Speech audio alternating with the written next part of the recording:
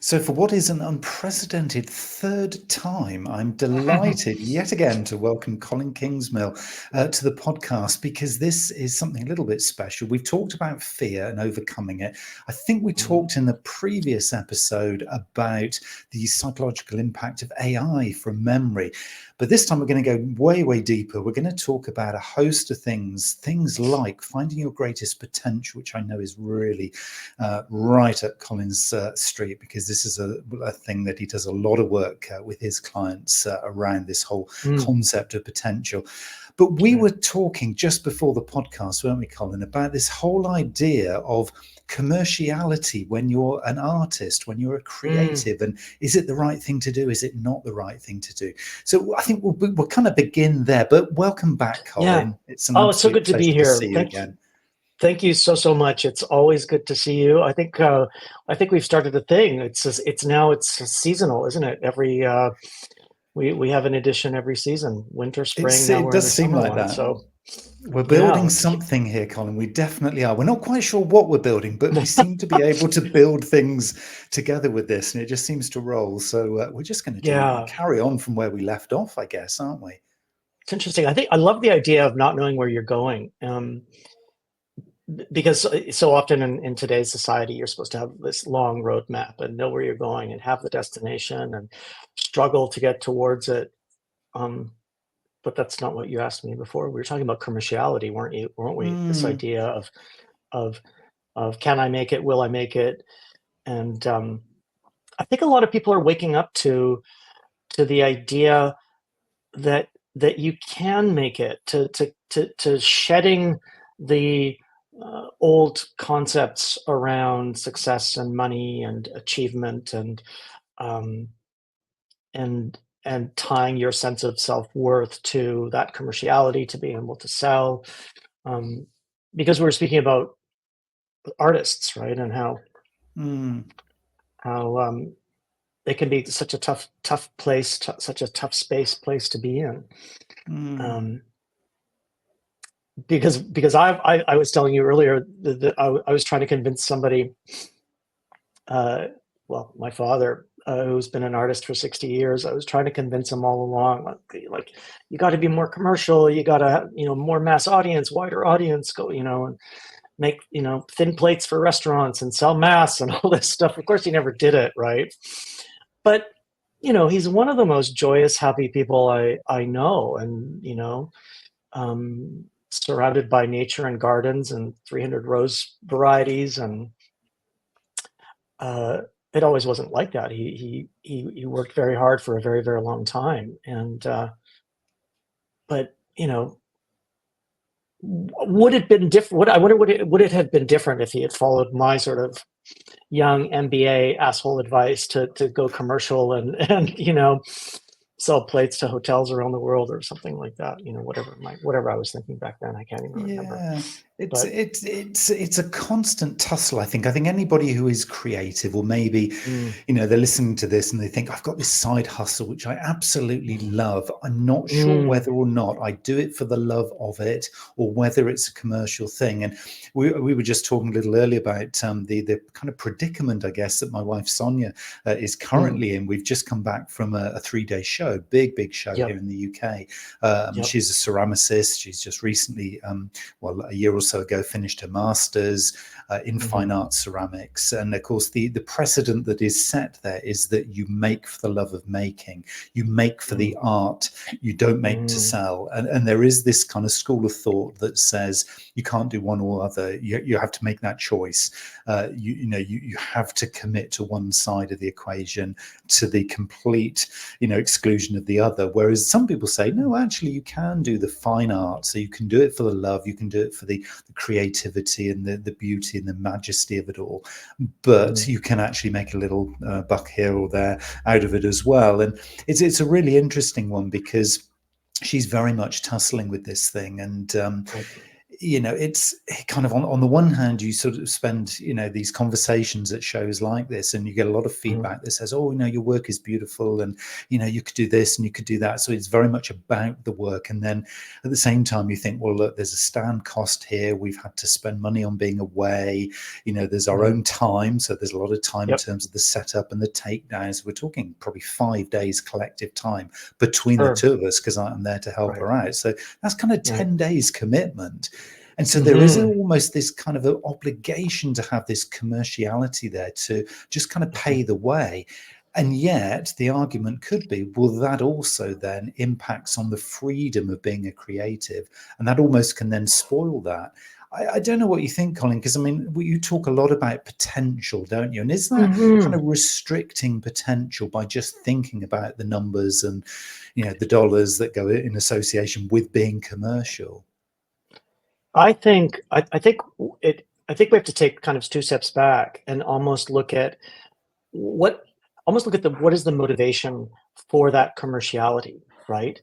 Where's the intent coming from, right? So I'll give you an example. If you went to that conference or show with an underlying belief or fear that you are not enough, or you won't make it, or she won't make it, or she has to do this, or with all of these sort of obligations, because there is some underlying belief, right, that that's what you have to do. That, to me, that sort of approach of obligation driven by maybe fear of not succeeding, or fear of not being successful, or fear of not being commercial, I think it's very different if you go into something like that with being fearless, with joy, with gratitude, with a different energy. Like, I think it all stems back to the underlying core of what is the intent of what you've just done, right? What motivates it? What are the stories being told? Are they reductive or are they constructive? So I think it's much more complex than, are you going to be commercial or are you not? I almost think the question is, what are you trying to achieve, and why? Again, it's back to the why. What is this all about? So I think there's that to kind of unpack and look at, right, from one dimension. But I think the other dimension is also, can't we begin to rethink commercial, right? Maybe it's the algorithms that I see or read, or the people that I speak to these days. There's a lot I'm hearing around rethinking that commercial exchange, and there's big businesses now that have set up bartering in like on a platform level here in Canada. And so I think you have to do 2 things: look at the root of the intention, and the concept of money, and the concept of exchange, and the concept of commerciality today in this new world that we live in, right? Where you have bitcoins, you have barter systems, you have farmers markets, you have this kind of growth of going back to local, and you also have platforms like Etsy, for example, where your audience, or your wife's audience, your partner's audience, could be very, very specific. I don't know, somebody in Tanzania who loves her work and has a store, right? It doesn't matter. It strikes me that in today's world, you have the possibility of connecting to your audience and speaking to them and selling to them, or trading with them, or whatever. Yeah, I think it's those 2 things. Where's it coming from? So, like, for example, in the case of my father, I always, well, no, I didn't always know. When I was pushing him to be more commercial, I didn't know, but I discovered, in the end, that his was just a practice of love and meditation, and he would go out to his studio, at his home, when he did have a studio on Granville Island, which is one of Canada's largest tourist attractions, and that was only by chance that he ended up there, or he was a founder of the place. He was conversing with people all day long, and having the most wonderful, insightful conversations, and being one of the most sort of accepting, non-judgmental people I've ever met, even when, you know, the cross section of the world would come into the studio and speak with him from every different angle. So I know that his intent was human connection and meditation and just love. So I think looking at those two angles is really important. It certainly sounds though, Colin, from what you're saying, is that we're almost now giving ourselves an opportunity and a little bit more permission to redefine success. I know we covered this a little bit actually in one of our previous conversations, where we were sort of saying about this kind of inherent kind of need almost to break away from how we've defined success. How many followers have you got? How many listeners to the podcast? You know, how many dollars did you make at the show, or whatever it is, and actually say, how happy am I? How fulfilled am I? How, as you're saying here, is kind of that intention of what am I actually looking to see as a success as a result of doing the activities or creating the product that I'm looking at here. That feels just almost like it's accessible now to be able to redefine it, rather than just get caught up in the old traditional thing was, how much money did you make from that? You know, because that almost doesn't feel that appropriate anymore, does it? It really doesn't, and I don't think it is. I think we can go beyond the feeling tone of it and just say it.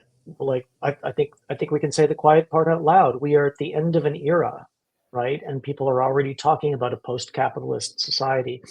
I don't mean communist or socialist by any means, but a society in which trade and commerce and abundance is available for everyone. And the old paradigms have been so limiting, right, around money and success, and they don't work. I mean, I think we've talked about this before. All you have to do is look at health and well-being around the world in any place considered modern, first world, Western, successful, quote unquote. Everybody's sick. And we see that in coaching, even in coaching and leadership training. And even one of the things that I'm doing with my colleagues in this area, we've kind of said, that's it. This doesn't work anymore, because people are coming into coaching sessions or leadership development workshops, and it feels like an emergency room triage. You know, you patch them up, right? But then they go back outside to a world that doesn't work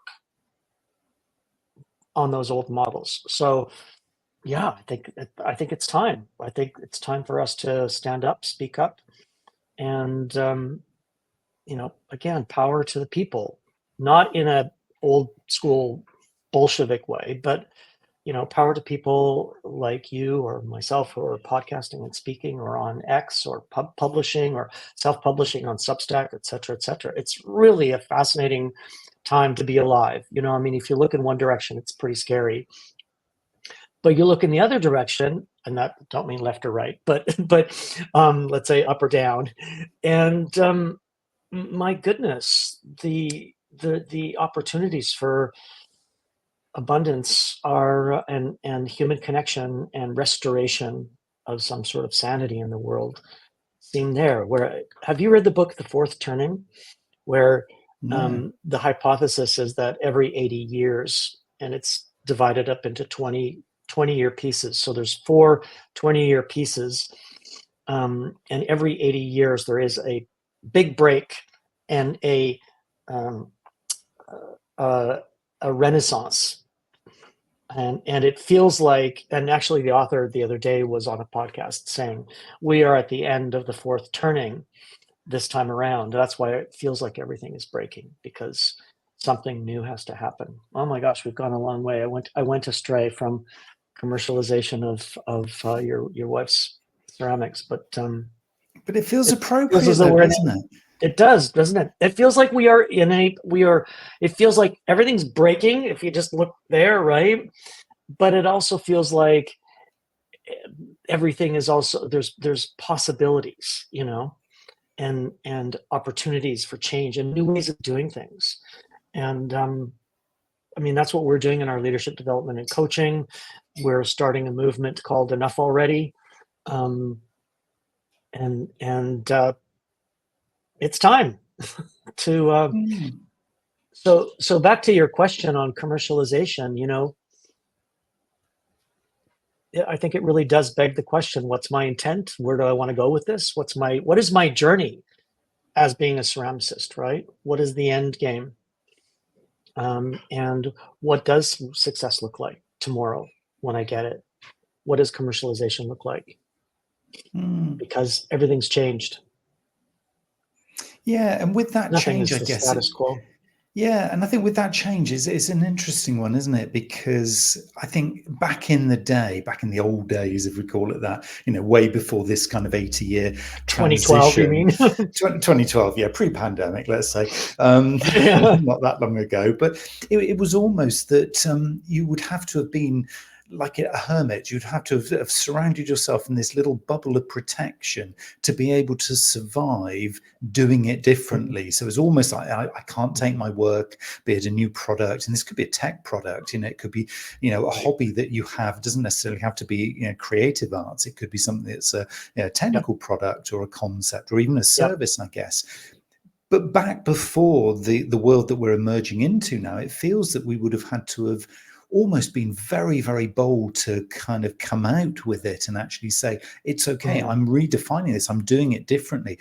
Feels like there's a lot more permission to be had now, permission available to do things differently, to kind of pull away from that old status quo and say, look, I'm doing this for the love of it. I'm doing this because I know this is right for people and planet, not necessarily profit. It doesn't have to necessarily pay the mortgage or put the food on the table. I might be able to, through a portfolio, maybe do other things to support myself whilst I do this thing that is, there I feel towards my greatest potential. So it's almost that if we can be really smart about this, not say it's one or other, or it's this or it's that, or it's A versus B, but actually maybe combine them into, and I love this word portfolio. I've been tussling with this for quite a time because I think it is really relevant going forward. The portfolio approach feels like it's manageable. It feels you don't have to be quite so bold or bullish to do this. You can balance it in a way that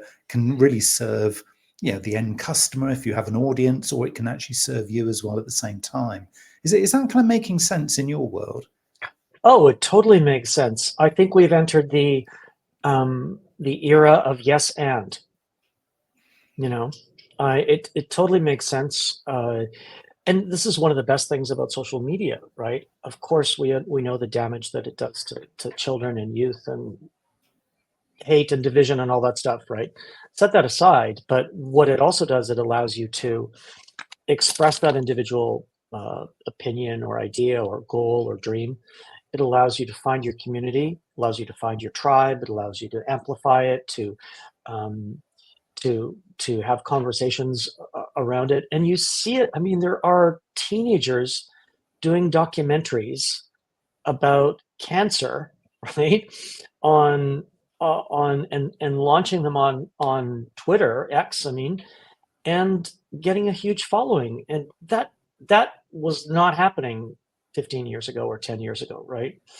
So absolutely, I totally agree with you. Yes, and I would add, do it, right? Not to endorse Nike or anything, but really just do it. Start. There's no reason to not today, with every tool imaginable out there to launch your idea, expand it, share it, build it. So when 100%. you say, you've used a couple of phrases here. No, but it's really interesting that they're almost the same thing, I think. But I wonder if this is one of the keys to unlocking this for a lot of people. You used about 5 minutes ago, used the word local, keeping things local. And you've also said there about finding your tribe.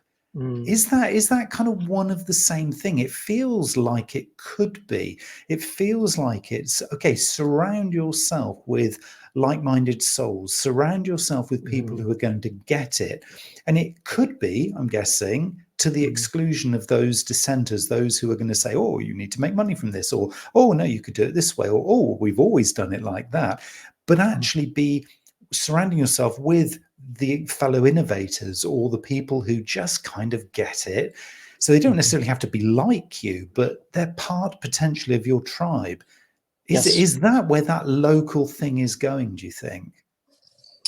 Well, I actually think that might be yes, and again in this situation. So I I'm a big proponent of local because of community and human connection, and I think we need it. I think our farmers need it. I think our local merchants need it, um, and I think that's restorative of something that the pandemic took away from us. In terms of finding your tribe, that can be your tribe, but because of social media, your tribe could be living all over the world. So I think it's both. You know, I I'm all about staying local for food and community and your people and your farmers market um and you know by staying local, it also kind of reduces a little bit the insanity of the global food trade and the stuff being picked in one country sent to another country for packaging and then arriving in North America as after it's traveled around the world. So but the tribe part is finding the people who will support you and sustain you, and it could be both local and your community or tribe that you create online. So yeah, once again, it's both. I think we I think we I think we've been living in this time of uh, where people and their relationship with the energy of abundance or the energy of money was constricted again to that connection to somehow I'm not enough or I can't have enough or it's not enough or people do bad things with money and all that. That seems to me like that era is over. And anyway, I'm rambling on, but not sure if I answered your question about Mm. local and tribal.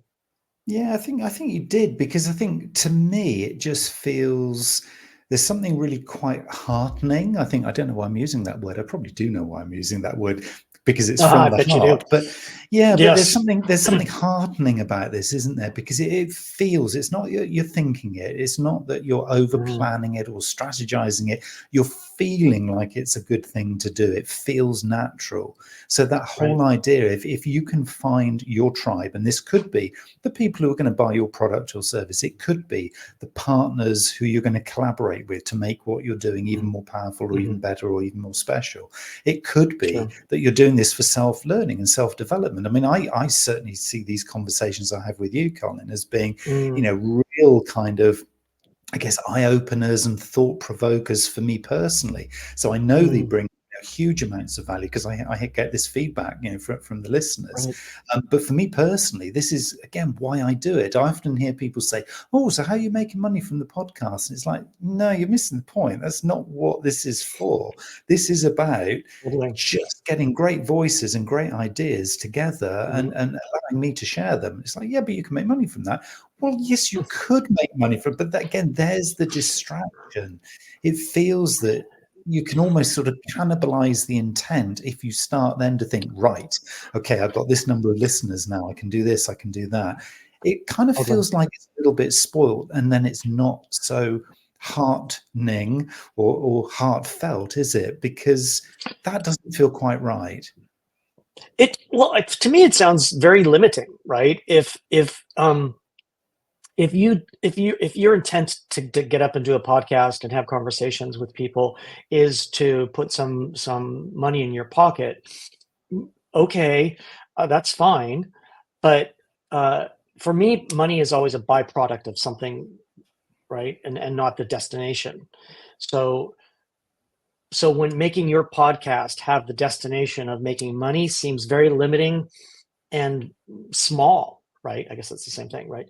Uh, Whereas having a podcast to have conversations that amplify somebody's energy or somebody's magic, somebody's dreams, somebody's ideas. What if if after this podcast is released, a listener says yes to an idea they've had for a long time and releases that idea and lets it out into the world and can ultimately make an impact, a positive impact. That's where the money is, right? It may not have materialized in your bank account, in T minus 6 days, but to me, the sending out that ripple effect through a podcast like this, right? What would happen if in a year or two, one of your listeners came and said, you know what, because of that conversation you had with Colin or somebody else, I totally pivoted and I changed, and now I'm doing this, and I'm co-creating and I'm building and I'm co-generating and I'm amplifying, and they're making money and I'm making money, and it's flowing, right? I mean, to to me, that would be a much bigger payback than 1,000 more followers, or $10,000 in the bank, or a sponsorship agreement. I don't know. That would fill me with joy, and maybe that's the new currency we need to be thinking of, right? I think there is the moment. I always look for the moment in all of these kinds of conversations where I think, yeah, that was the golden bullet. Colin's just fired it. Yeah, it kind of, there's the redefinition, isn't it? Because this whole idea about finding your greatest potential, if it is, oh, my greatest potential is to have $1 million in the bank. Well, no. That's not your greatest potential. That's kind of a complete sort of misinterpretation here. I love the way that you describe the rewards coming as a result of the value that comes Mm, from you uncovering your greatest potential. So there's an order of play here, isn't there? The yes. money, the patience to actually get either the money or the trappings of, let's use the old words, success in the old traditional way. Hmm. Those Hmm. things will come if you get the first things right. But you can't leapfrog over all the things that you need to do, all those building blocks, because there's stuff to uncover, there's baggage to shed, there's kind of things to figure out. You've got to do the hard yards before the rewards come, haven't you? You do have to do the hard yards, but you can stop telling yourself the old stories in about a minute, right? So yes, it can be tough, but it can also be quick to pivot away from the idea that success is a number, right? In where on your phone, in a checkbook, it makes no sense anymore, does it? Just when you think about it, right? I mean, if this podcast or another one of your podcasts creates the energy for somebody to make a change, for somebody to pivot, you don't know what the ripple effect is, right? And when you find out that you might have changed somebody's life, that is the biggest payback I think you could ever imagine. I mean, the wealth, the energy, the joy. I don't want to go all woo woo on us here, but you begin to emit a different energy. You change radio stations, right, from a low one to a high one, and then the possibilities are really unlimited. So anybody saying I'll be successful with $1 million in the bank, I would challenge them to rethink that. Think a little bit bigger, wider angle lens. You could do better. Come on, Mm, we can mm. all do better. So with that thinking then, is it Mm, that I need to then, not me personally, I'm talking about I as in a human, kind of, listening to this story, listening to this conversation, sure. thinking, yeah, okay, I'd like to find my greatest potential here. Do Mhm. I have to then, as part of that, to really, really uncover the potential? Do I have to almost release this, I guess, taught and historic need to prove the value of the success? So let me give an example here. So Mm. somebody listens to this podcast, they decide as a result of it, of Colin's wisdom, they are going to go for this. They're going to go for broke. They're going to do that thing that they've always said, tomorrow, mañana, I'm going to do it tomorrow. No, I'm going to do it Sure. right here, right now. I'm going to change the story and I'm going to start to add some value. I'm going to do it right now. And so they make that transition. So they're now doing it.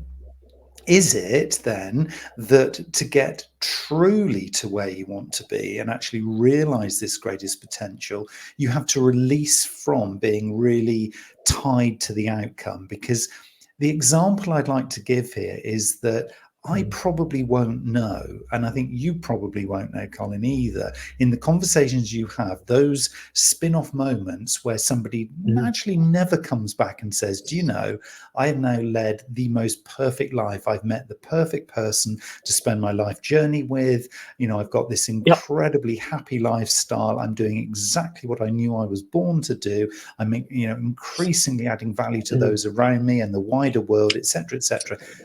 But you and I never know. We never get to hear. Does it matter that we don't get to hear? That's, I think, my fundamental question. Because if we're doing the right thing from our side, and that just happens to happen, just the fact we're doing the right thing, isn't that enough? Or do we need to hear that kind of that feedback? Because it could be quite a lonely journey, this thing in the greatest potential, if you're actually constantly seeking the affirmation that you're doing the right thing. Is it enough to just know you're doing the right thing? It is enough. And this idea of seeking validation, I think, is the old paradigm, right? Where you needed some sort of externality to or external validation to make you feel right or feel as though you're on track. And you said it, right? You said born to do, right? I think the message here is remember who you are. Because so often as adults, we have forgotten along the way because all of that stuff, all of those stories, all of those expectations and narratives got in the way, whether they're from ourselves, our mind, our society, our family, whatever, it doesn't matter. So I think it is enough just to know you'll feel it. You'll feel it and you'll see it in your interactions with people. And again, I think it's letting go of that expectation, right? Because if you have some kind of expectation and you don't get into flow, having that expectation, I think, is almost limiting. Why can't we all just begin to think unlimited without going, well, that's the cross, that's the fork in the road that I need to get to. Okay, maybe, but what's beyond that? So long answer to your question where I could have just said yes or no, you don't need it. Yeah, but it is a long question. It is a big question. It's a fundamental question, isn't it? And I guess the answer isn't necessarily for all of us right here, right now. Yeah, just go with it. Just flow. Just do it. Because for a lot of us, they are there are lots of sort of elements of baggage. There's tethers. There's, as you said, there's family, society, work colleagues, the paradigms that we've kind of grown up with. And these are all potentially actually quite big things that will take a little bit of time, even if we start telling us the story of telling ourselves the new narrative, the new story. Often we find ourselves saying the story, but actually not really listening to that story. Actually, we're not really fully convinced, are we? Not really. Well, that's a whole other. We can do that podcast for the autumn edition, right? Because you just nailed it, right? On top of all this sort of toxic positivity and learning by TikTok and education by TikTok and a million manifestation affirmations, right? On top of all that, or below all of that, often is sitting a vat of negativity and a vat of storytelling to ourselves and limiting self-beliefs and all of those things. So I absolutely agree with you that you deserve to become untethered from all of that down below, which you might be doing all the right things: nutrition, meditation, yoga, fitness, right? But if you're telling yourself the stories of I'm not worthy enough, I can't do this, all of it, we know what they are, right? Then you are going to stay tethered. But that's why I'm on this mission, right? It's like, remember your humanity, right? And if you remember your humanity, you treat people differently, you treat the planet differently, you treat the ecology differently and the environment around you, and because you are part of the environment, right? It's not something else. And if you can begin to live in integrity, right, the tethers start to come off. Then you become more fearless, and ultimately you become free from psychological suffering if you can go through that kind of process. because nobody deserves to be tethered down. It's just, well, I mean, like I said before, the evidence is showing us it's killing us. So, time for change.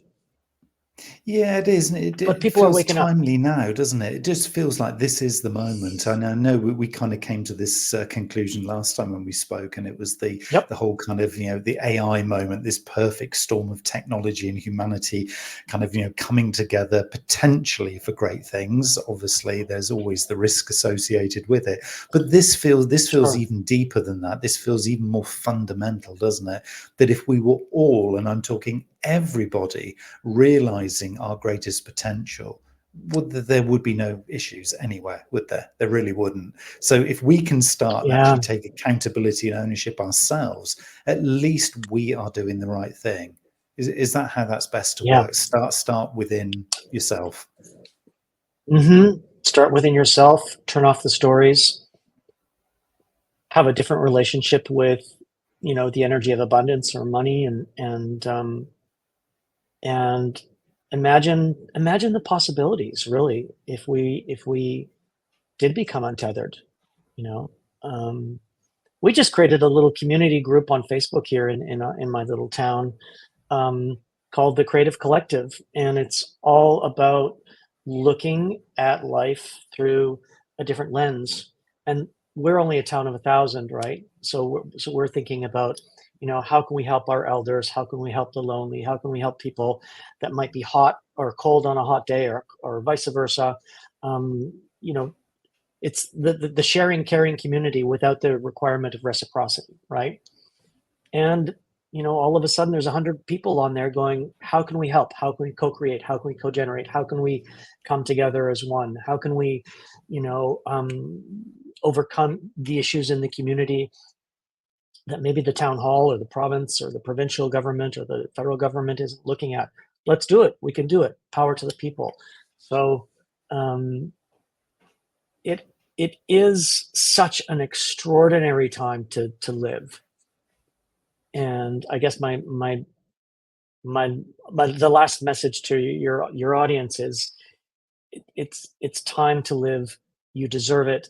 Life does not have to be like this. Let's get you untethered from those stories that are holding you down and back, because wouldn't it be fun to play with the possibilities of abundance for everybody, and peace, and all of that it could bring? I mean, what's going on in the world right now is just, there's just a total lack of humanity, right? It's like, anyway, we are probably coming to close to an end. I guess we should wrap up pretty soon. You and I could babble on for a long time. So We could, but I love that word that you just used there, which I think hopefully will give a lot of people, if they're on the cusp of thinking, I need to connect with Colin because I want to take this thinking forward, and I want to kind of get into conversation with you. Is this word Sure. reciprocity? Because I think that's a really key one. It is about having the trust that if you begin on this journey, the world and everything just starts to fall into place. If you can trust in reciprocity, which is a very simple concept, that if you start doing the right things start happening to you. If you start being Yep. good things kind of come to you, and it just works. That's not Neil and Colin saying it. It is a universal law that just seems to work. So if people can It trust, really does. is that the key really to opening this all up? It is trust. I think you're right. Trusting your instincts, trusting your feelings, trusting your gut, trusting all that you can't necessarily see. You know, um, trust. Time to trust. But and be kind to yourself, right? And gentle to yourself, because we've grown up in a society where that hasn't been really taught to anyone, right? We've been taught a lot of the opposite, hold and grab and maintain and and fear and all that stuff. It's been so, yeah. Be kind. If this is day one of you trusting yourself, welcome. So if you fancy the idea of becoming more trusting, thinking and exploring reciprocity, uncovering and finding your greatest potential, you need to really contact and connect with Colin. I know some people have done this on as a result of our previous conversations. So I'm hoping that this will, if anybody's listening to this and watching this and you're thinking, oh, I might be interested here, it's colinkingsmill.com, isn't it? To then kind of uncover the various services that you offer and to make connection with you. Are there particular kind of types of individual at certain stages that you're most interested in speaking to and connecting with? Not at all. That moment in time of not awakening, that's probably the wrong word, but saying to yourself, something has to change and change for the better. That can happen when you're 22 or 62. So no, I don't have any special category that I work with. Not at all. Wonderful. So everyone is I welcome. want to help True change the face of collaboration. coaching as well. So it's like, there's so many coaches out there that are like this kind of coach and that kind of coach and performance and 10x and all this stuff. And I'm like, enough already. Let's just have conversations and help people blossom. That's and it doesn't matter where they are, what they do. If they're a leader, not a leader, think they're a leader, old, young, anything in between. Wonderful. So pure inclusion here from colinkingsmill.com. So that's where you need to head to. I will obviously, as always, put the links and a little description about our conversation into the description of this particular episode. But just want to say again, as I always do, Colin, it's an absolute treat to spend time with you and talk to you. Same here. Same here. Well, in the fall, when we get to the fall, we'll have another conversation. We'll go even deeper again, I hope. We will see you next season. Thanks, Neil. Wonderful. Thank you.